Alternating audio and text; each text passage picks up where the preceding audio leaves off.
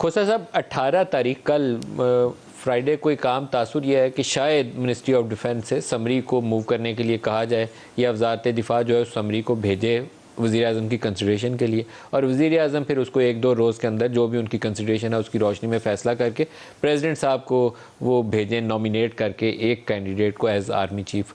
आप क्या देखते हैं, ये स्मूथली आगे बढ़ेगा प्रोसेस या इसमें रोड ब्लॉक्स हैं? मुख्तलिफ जगहों के ऊपर इस्लामाबाद में इस वक्त स्पेकुलेशन बहुत है कि जरदारी साहब भी आए हैं समझाने, मियाँ साहब अटक गए हैं, पिंडी राज़ी नहीं है, सेक्रेटरी डिफेंस से पता नहीं समरी मूव करेगी कि नहीं। तमाम किस्म की बातें इस वक्त गॉसिप के तौर पर इस्लामाबाद में आपको सुनने में मिलेंगी। नहीं, मेरा नहीं ख्याल कि कोई इतनी बड़ी इसमें कॉम्प्लिकेशन होने जा रही है, क्योंकि पहले ही बहुत 3 महीने से हिजानी कैफियत बनी हुई है।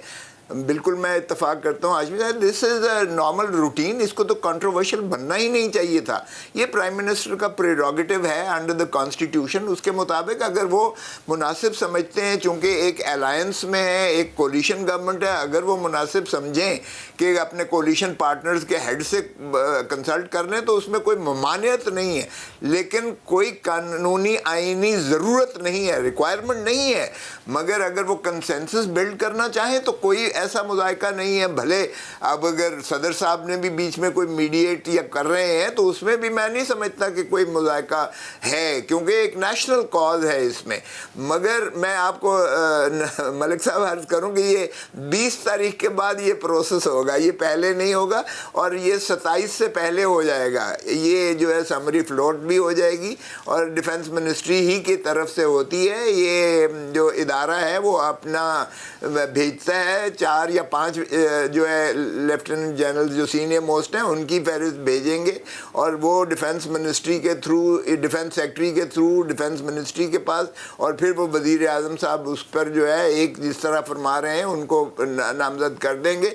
और ज़्यादा तवक्को मलिक साहब यही है कि सीनियर मोस्ट जो होगा उस वक्त, जो भी सीनियर मोस्ट होगा, इसमें रिटायरमेंट का कोई फ़र्क नहीं पड़ता है। आप शायद जिक्र कर रहे हैं कि 27 तारीख को एक रिटायर होने जा रहे हैं, तो अगर ये 27 से पहले हो जाता है तो ये it is a appointment for 3 years, 3 साल के लिए ये ऑटोमेटिकली 3 years के एक्सटेंड हो जाएगी। इसलिए इसमें कोई हाँ, इसलिए इसमें एक्सटेंशन की ज़रूरत नहीं है। जो मैंने अर्ज़ किया ना तरामीम वो है, वो बहुत डेंजरस तरामीम होंगी मलिक साहब।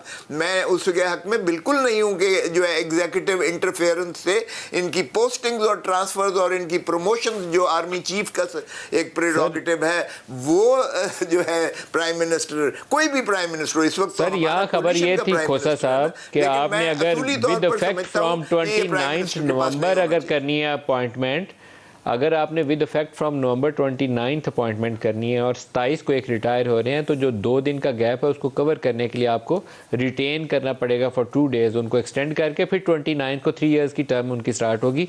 ये कहा जा रहा है कि पर्पज़ है उस तरमीम का। बहरहाल ये कुछ भी हो सकता है, अभी तक सामने लाया नहीं है। कैबिनेट के इजलास के मतलब क्या सराई थी कि आज शायद उसमें तरमीम आएगी, वो इजलास मुलतवी हो गया, पता नहीं कल होता है या परसों खसूसी इजलास था।